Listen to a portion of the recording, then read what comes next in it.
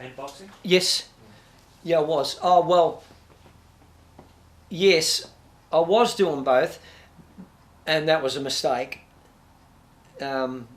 Because the similarities between singing on stage for an hour and a half under those lights is so close in terms of the strain on your body from training.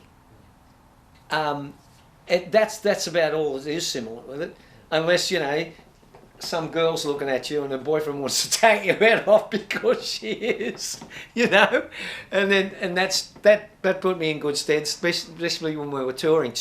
Chariot toured all the time, non-stop. We would be Perth, Adelaide, Melbourne, Sydney, Brisbane, 1 week off and then do it all again, you know, and that's how a lot of the bands were. Chisel, AC/DC.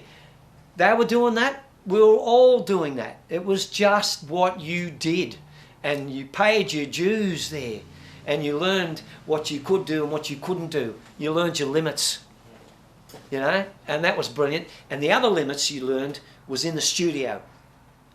You know, it's a totally different concept. You play live, you bash it, you rock it, you give it to them. You can't do that in the studio. It has to be in time.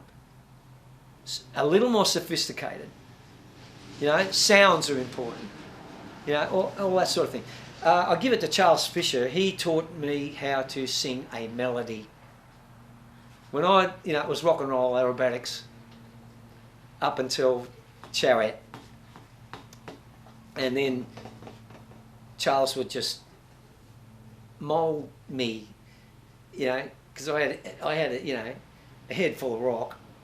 You know, so it was like, it was my way or the highway, you know what I mean? And Charles would be really subtle and, you know, cool, and he'd say, have a listen to this, Jack. I listen. I go, oh, yeah. What do you think's wrong with it? You know, he'd say that to me. I said, that, you know, it works, but it doesn't. You know, he said, how about a bit of melody in there? You know, think about melodies. Well, I love the Beatles. I loved them. I learned all about harmonies from the Beatles. You know, I just single them out. I can do that.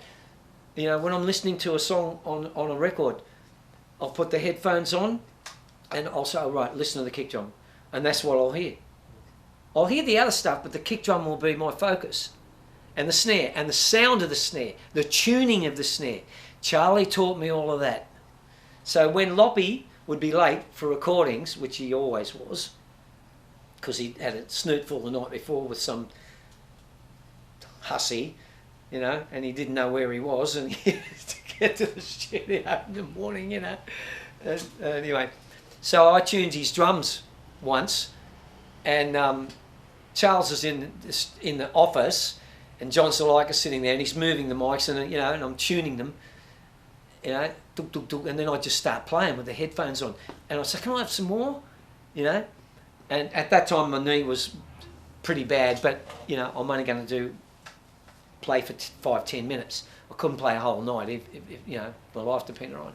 So I'd just sit there, because I played drums years before I sang, you know, and got them all happening, and that made me realise melody, you know. So playing the drums again there, I said, let me have another go at that song, you know. So I started doing it. It was a song called Set Me Free. That was a single.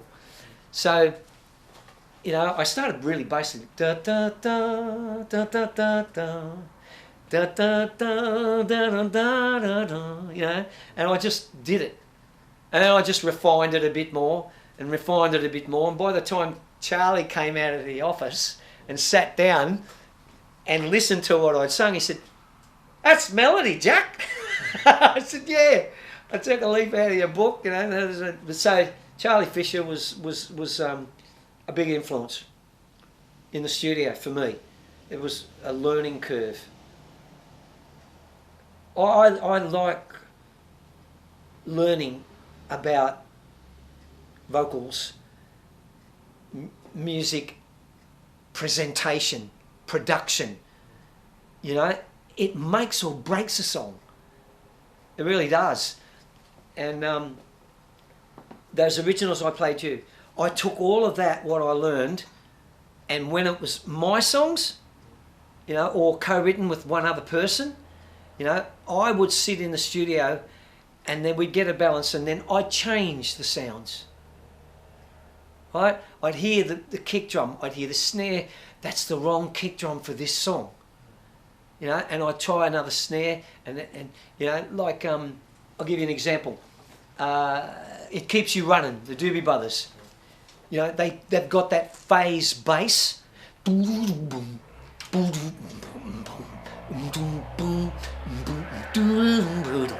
know, a melody bass line. You know, but they phased it. And then you hear the snare only every 4 beats, and it's got a bucka, you know, and that gives it so much depth. Well, I took all of that my ears here, stick it in there, and then steal it. So when you go in to the studio, you not pocket, but you put that song in that arena, and then you refine it down until you create something. I do the same with harmonies. Some harmonies are straight harmonic, you know, harmonies. Others are like semi-jazz, like Steely Dan, you know, where one note goes through and then drops at the end, and the others do sort of melodies, but they're really not. You know, they're augmenting that one line. You know, Peg, for instance, that song. You know, Ricky, Don't Lose That Number. Yeah, Ricky, Don't Lose That Number. Yeah, well, that's pretty melodic. That's a Beatles kind of thing. But Peg, you know, what will come back to you? Peg, Peg, Peg. You know, and not standard harmonies, not Beatle harmonies. But the Beatles taught me basic melody harmonies. Like they were brilliant. McCartney and Lennon, they were pretty good. So yeah. So this next band, I think, is going to be my last. You know, I mean, if you count up the numbers from the 50s until 2022, it doesn't take much to figure out how old I am. You know, and then you know, I've still got a lot of energy. I look after myself. My partner, she's brilliant. You know, she's a pathologist. All of it, right across the board. You know, like immunology, the whole lot. And she eats well. She looks after me. She eats. She feeds me the right stuff. And of course, I'm very conscious of it now because I want to keep my energy levels. I want to keep it. You know, I want to be fit. I don't want to be just able to do things. I want to do them well. You know, and that requires energy, focus, your brain. You know, what are you doing? Don't just get up and wail away. What's behind you? What's happening there? Right? Because a singer, any singer will tell you this, I believe. A singer is only as good as the band behind him or her. That's it. If he's not listening to them and they're not listening to him, they're doing their own thing. And it's two separate things, and rarely do they combine. But when you play with people like Church, the drummer there, what was it, Adam Church?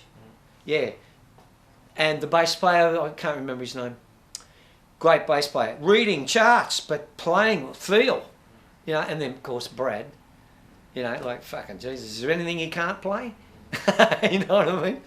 It's they make you, they inspire you, you know. The hair on the back of your neck stands up when they start to play. The power of it enters your ears and you are energised and away you go. But you take care not to do an over-the-top thing.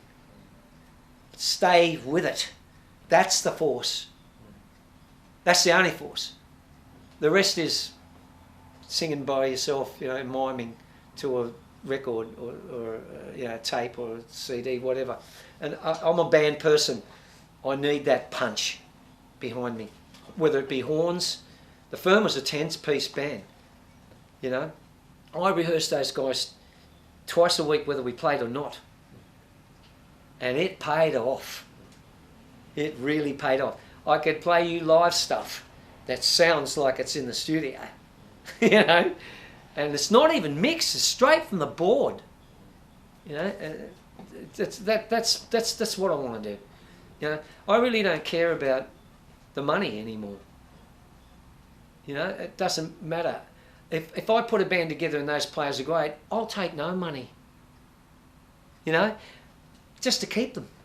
I'll pay them $250 a gig, whatever, you know, as long as I don't have to come out of my pocket, I'm okay. I don't care, you know. I want to enjoy what's left of this energy and my passion for it. That's it. So, you know, like I wrote Brad the other day.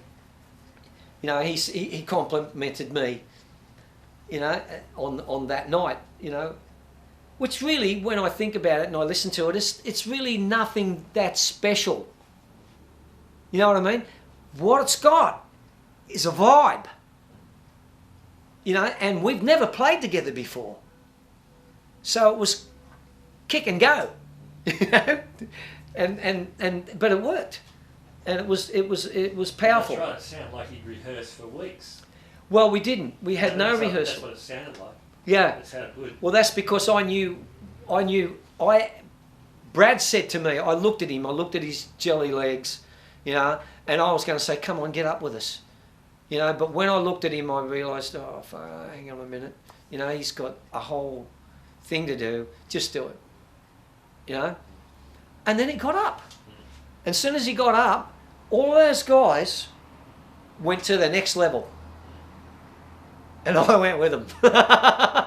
They took me there. And if Brad hadn't been there, it wouldn't have been as good as it was. It wouldn't have. And Rowan Cannon, I haven't seen Rowan play. He whispered to me before we started, I haven't played guitar for 6 months. I said, what? I looked at him and said, mate, you'll be right. You'll be right. And he's going, I hope so. And he was, you know, but he hadn't touched it for 6 months, man. You know how much finger movement shit you lose when you don't play every second or third day? You know? I mean, I know I played guitar for years in Stockade. I played guitar, you know, until we got Russell Hinton in. And then I was released then, bang, into the vocals, you know. But anyway, how long's this? I've been going for ages, mate. You know, you started me off. 70 minutes. Oh, shit. So it's a lot to choose from. Huh? It's a lot to choose. Yeah, well, you know, it's, you know, 10 years ago I would never have done this much talking. I know everyone's going to find that really hard to believe. But I wouldn't have. I wouldn't have done it. I would have answered questions explicitly, cut them, and that's it. But because I am at this stage in life and music, you know, if this does anything for anybody at any time, somewhere, on YouTube, wherever it is, wherever it may go, you know, if it inspires someone to pick up an instrument and get out there or sing, I'll be a very happy man. Well, the whole reason I started this is because I wanted younger people to hear of what it was like then, and now it's not like that. When you used to play 5-6 days a week, you can't play 5-6 days a week. That's right. And you toured, and you did it in cars that were bombs. You know, do you know why I can build these cars now? It wasn't because I had a passion for doing it then. I had the ability to do it because I tinkered. You know, and I knew stock car races, you know, and they showed me this and showed me that and how to tune a carby and all that sort of shit, you know, and I was there all day with them, so, you know, I might as well do it, you know. We had bombs, you know, to get us to Perth, to Adelaide. I got a blister on my back in Bobby Dazzler that was this big. I was almost hospitalised on my back, this big, from sitting on the bonnet of a J3 Bedford with the thing up, pouring straight petrol down the carby to get us across the fucking Nullarbor. Because the lines, the dust, got into the fuel lines, you know, through the carby. because we had no air filter on it. The dickhead that we got to service it took the air filter, and it was one of those canister ones with oil, right? Which had to happen in Australia because you'd cross, you didn't, the carby, and it blocked up. So I took the carby off, and lucky that service station had a blower, a compressor. I cleaned it out, and I had to be really careful. It took me 2 hours to do this because the gaskets, in those days, thank Christ, the metal was so finely made, not like today, precisioned, that you could actually put paper, 2 lots of newspaper, and make a gasket and put it on, and it would seal because the gum in the petrol, the lead, would combine with the ink, and it went gummy. But he left the bloody air filter off, and of course when it started spitting, I thought, we're out of fuel. No way, And then I opened it up, and there's all this friggin' red dust all over the carby. So to get us to the next, I'm sitting on there, and the sun's beaten down. I took my shirt off, stupid, and I burnt, But anyway, we did it through necessity, mother of invention, believe me. And it's the same. When you play like that and you tour, you learn your limitations about vocals, fingers, drums, hands, everything. You play what's necessary and you don't go the rat. Because if you do, you'll do 2 nights and you've finished. 3 nights max. So you have to pace yourself through the night. And that teaches you control. Don't just plug in, turn it up, and go for it. You learn to play a little softer, so the fallback works. So you relax and you sing, not scream. Jimmy can do it because his vocal cords aren't normal. He doesn't sing through his normal vocal cords. He sings through his falsetto cords. That range. That's why he never loses his voice. He's just born that way. What a blessing. And I was born with buggered sinuses. Every pollen in the world that comes out, I'm sneezing and carrying on. But you learn about health stuff too. Vitamin C, B groups. Don't eat pastries, it's full of yeast. All that sort of stuff. So you start eating, and Peter Roberts was really good like that. Oh, that's my Bubba. Just to cap it all off, mate. Anything I do, I decide to do. I don't just do things for the sake of doing them. If it's necessary, I'll do it. But I make up my mind to do it 100%. 100%. If I've got to learn a song, I'll get out here with the microphone and the PA and sing along to it. I'll learn the phrasing lines, those exact lines. Therefore, I do that. I've got a reference to what I want to do. And if the reference that's being done is better than what I could do or think of, I'll sing that. So that's my passion. To do it, whatever, 100%.